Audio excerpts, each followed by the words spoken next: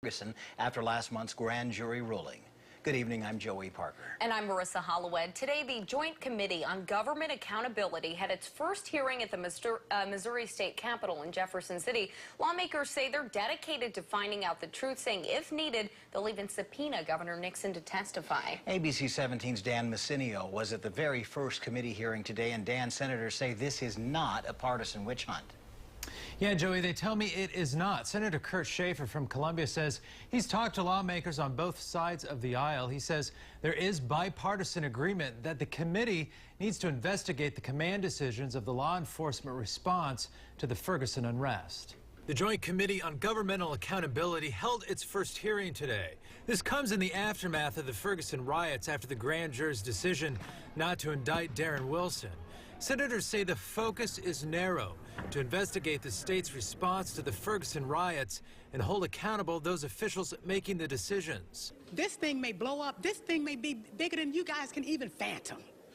Once we start subpoenaing records and looking at the cross communication and the cross dialogues, because what I've heard coming from the mayor and Ferguson is that this can be semi-criminal.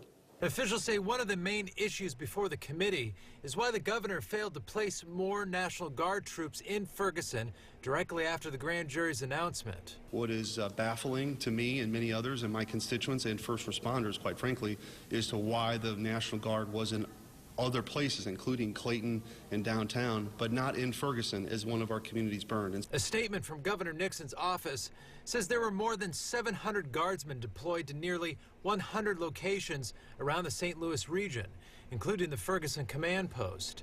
There were also nearly 500 law enforcement officers, including 150 state troopers in Ferguson. The Joint Committee says it's also focused on the money. There's upwards of $16 million that's been committed by the state of Missouri to the response. And so as part of the investigation of the accountability of what happened, I think that someone's going to have to explain where that money went and what it was used for. The Joint Committee says there's no final cost for the Ferguson response yet.